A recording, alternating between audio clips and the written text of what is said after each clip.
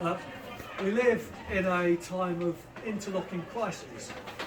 Frequently we're sort of given the impression that these crises are completely outside of human control and just happen to us and are caused by things external to anything that governments or people in power can deal with. And I'm very much one of those people who has the view that the causes of these various crises, war, climate catastrophe, cost of living, all comes from a broken system, and that the solutions are about changing that system.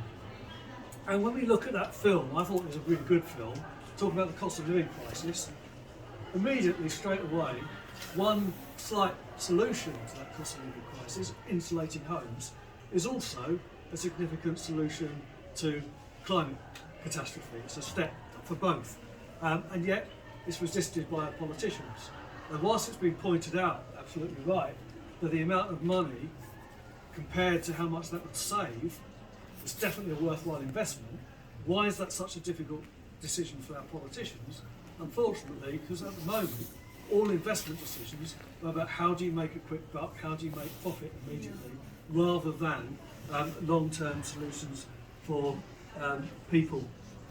So out of the film, three things really come to my mind. One is the obvious one. People are seriously hurting.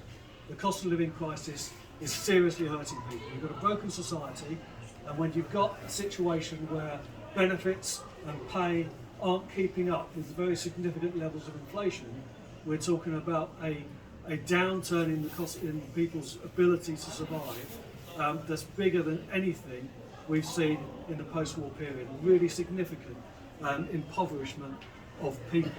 And that's obvious. My union, I'm a member of PCS Civil Service Union, did a survey of civil servants. And some civil servants are quite well paid, other civil servants are on the minimum wage. They found that 1 in 12 civil servants have relied on food banks. That's people in work. The nurses union, the RCN, did a similar kind of survey and found the same sort of thing. So we've got people in work in key industries, key parts of our society relying on food banks. So that's the first thing. People are seriously hurting because of their cost of living crisis. The second thing that comes to mind from that is that at the end of the film, the profits made by the energy companies. The idea that we've got these external factors causing these price rises, and the only solutions are that we all have to pay a cost, we all have to get worse off. It's simply not the case, is it? Because what you really see is the hoarding of profits at the top at a very significant level that could allay these kinds of problems. So the point was made obviously about the energy companies, the record profits, but there's also other companies, and there's a little bit here. The world's biggest food companies have paid out nearly 15 billion to shareholders as spiralling prices leave desperate people struggling to afford to eat. Nestle, Unilever, Associated British Foods, Mondelez and Archer Daniels Midlands Company have raked in 20 billion in profits in the space of a year. So, price rises for food are hiking up, but food companies are making record profits. You could easily resolve these things. You've got to tackle these people who are raking in profits. And then the third thing that comes from the film, in my mind, towards the end there, you had someone talking about how we can't allow them to atomise us as individuals. We have to come together collectively. And then we had someone saying people are getting angry, they may have lost faith in politicians, but they're starting to strike, they're starting to protest. And I think that's what we need. We need to have a solution that people have to be fought for, I'm afraid, but a solution that says we don't actually accept record profits on the one hand and the impoverishment of a majority on the other hand, whilst the world is burning and the solutions to that are the same solutions as the cost of living crisis. Let's move away from a system that puts profits before people and planet, and let's fight for a much fairer world. And I think we do that through building those strikes and protests, Extinction Rebellion, school student strikes, and the worker strikes as well. Okay.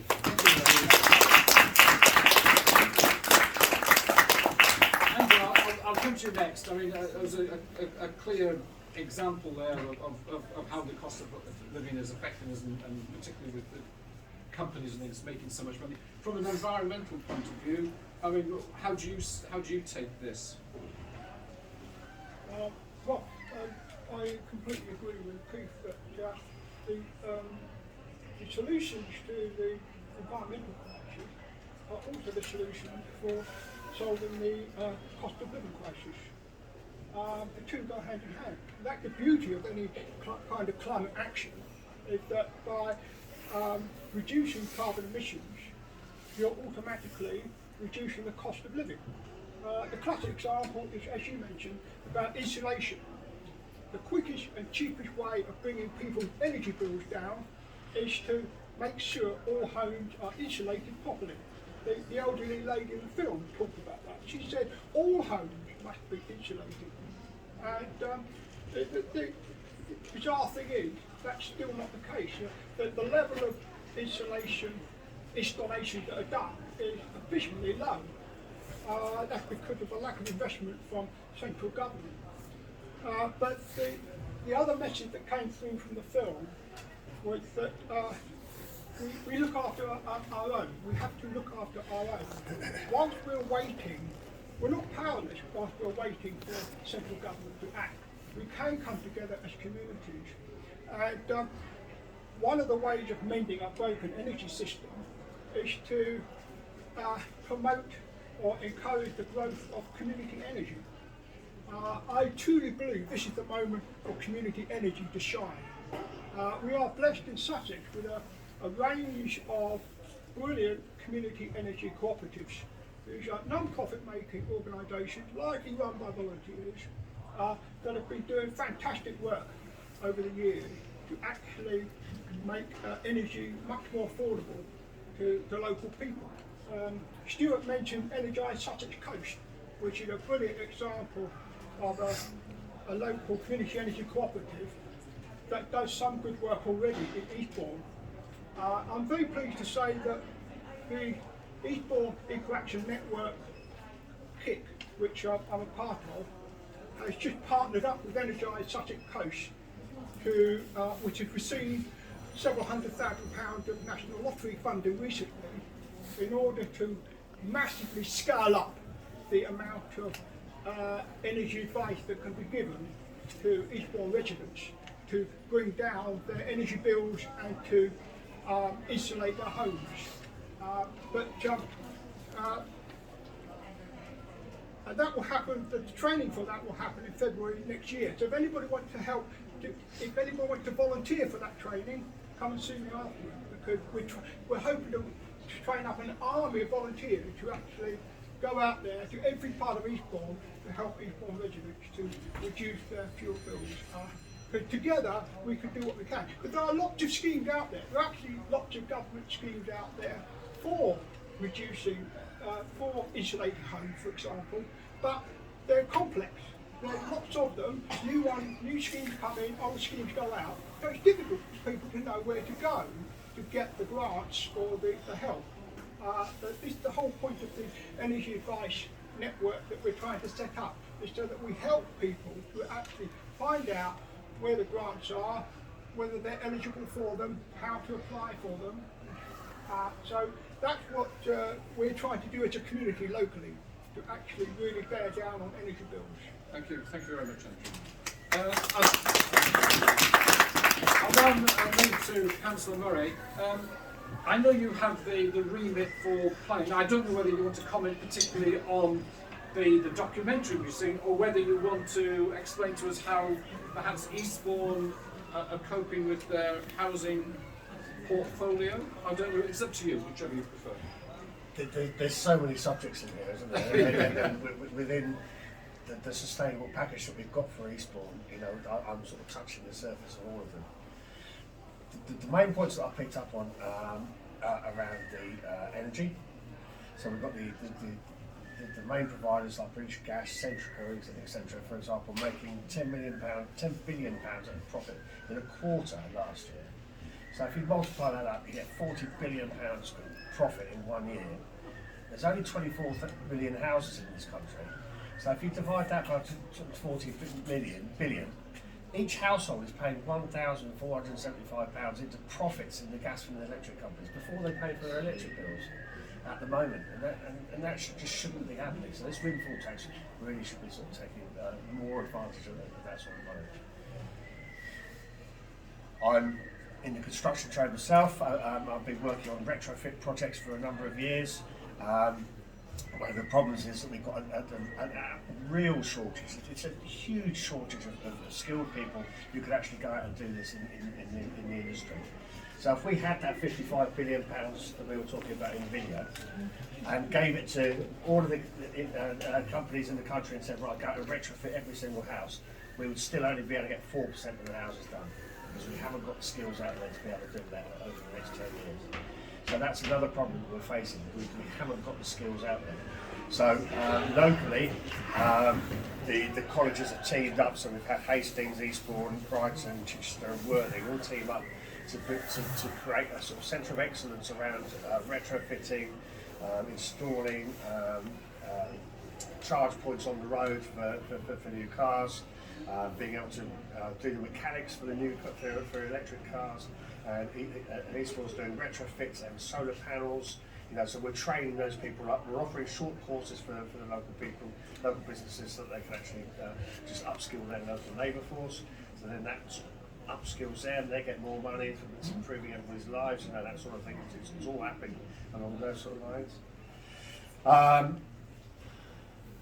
With regards to housing, we've got the flood risk from the sea at the moment coming in a sort of, if we carry on at the moment, we're definitely going to have a sea rise level. But we've also got a flood risk from fluvial rain at the moment coming in from behind us because Wealdon are building all on our boundaries. So they're looking at building another 4,000 or 5,000 houses in Helsham. If they build those houses and we do nothing about it, the sea levels on Pevensey, the water levels on Pevensey levels will rise by a metre. Which is absolutely ridiculous. So we need an investment of about £45 million on new pumps, one of which needs to be put on the seafront because we get tidal lock with the water. So it can't pump itself out. So we've got to get it out further out to sea so that we can sort of then pump it directly into the sea about sort of 3 miles out rather than on the seafront. So there's so many problems out there that we're sort of trying to address. Modal shift is where we need to be going. Advice on how we live now with the energy crisis and how we can sort of make those energy savings whilst we're looking to try and get the retrofits done. The government is coming up with £15,000 grants that we come up with, which you can apply for to be able to do some of those retrofits. If we look at the house that we're trying to retrofit, if you insulate the windows, the walls and the roof, that's about 80% of the cost, and you get about an 80% improvement, and that's quite a steep climb there. You get a lot of improvement in the house just doing that sort of first £15,000 investment in the house. Then you start adding in things like MVHR units and air source heat pumps and ground source heat pumps. And then that becomes much more expensive, but all you're doing is you're sort of trying to improve that last 20% of the house. So these small fixes are quite good. Just one last thing, I was talking to the Evie project. They have now created a thermal turbine. So it's instead of doing ground source heat pumps, you go down, which go down to sort of about 50 or 60 metres. This goes down 5 or 6 kilometres. Takes 180 degrees heat out of the earth, pumps it up to the surface, with a steam turbine. That one steam turbine powers 30,000 houses. And he's got 2 of them down there, one for the Eden project and one for the local economy. He says he could roll that out by 2030 across the entire country and take us off grid. Wow, that's impressive. Thank you very much. Jill, I noticed that you've been taking copious notes of things. I'm going to leave it to you on the direction you want to go with it, because I have no idea where you want to go. No, nor have I. No, the thing about coming last is, of course, everybody said, and I agree with everything everybody said, obviously. Although a few things, so Andy is quite right that working together and coming together as a community is going to be really helpful. However, we shouldn't really be letting the government off the hook on that, because that film made me very, very angry. I'm sure it made you all very angry. I think a very clear message from the film was how as individuals people feel so helpless. And they should be expecting the government to put the structures in place, and with their big spending power, the government can do a lot. And it's very much, watching the film and the news, it always feels at the moment as if the government is working against us rather than for us. And so I think that was a clear message for me, is how badly that we have been let down, and how as individuals it seems like we're pretty helpless. But yes, we can work together in communities, but we still need the government to act for us. The sorts of things the government could be doing, and insulation and renewable energy, of course, are a big theme. But I think one of the biggest problems we have is inconsistency and short-term measures. So people have a lack of certainty, and I think the solar industry is a very good example of how that lack of certainty has really worked against us. A few years ago we were really making strides. We had payback schemes in place. We had loads of people being trained, and businesses, small businesses, large businesses, taking on solar, rolling it out across communities. But that just stopped. It came crashing down. The government removed grants and removed funding with no future plans. And it meant that the skills that we'd already had were just left, so the businesses had to stop. So plumbers and electricians that had moved into solar then went back to what they were doing before. So we were suddenly de-skilled. It's like we just went back 20 years. And it's taken a long time to come back from that. It's taken the war and the cost of living crisis for that to come back to the fore. So we're going back to the beginning again. We're trying to get the skills. So it's just the lack of grants, the lack of funding. And it's the same with retrofit. I think if the government was able to put more money in councils' ways, so that they've got more funding for social housing, and put in more schemes, then more people will get involved. And the more people that we've got, the more providers of solar and retrofitting, the more skills there are, but also everything gets much cheaper. So if you've got more of it happening, it gets cheaper, and it's been going the wrong way for the last 12 years. So I think what we really need to see is more investment in training, and as Jim said, did you mention the new training hub? Briefly. Yeah, okay, so we have the new training hub at Hampton Park, which is a good step. But we do need more projects going on, just to keep prices down and to have more skills. So I think it's that coordination. That's what we should be expecting from our government. There's a lot of other things we should be expecting from the government, but it's just watching things going backwards over the last 12 years, and we just need that reverse. Okay, thank you very much for that. Right, now we do have an opportunity for you to participate in this if you wish. You can either make a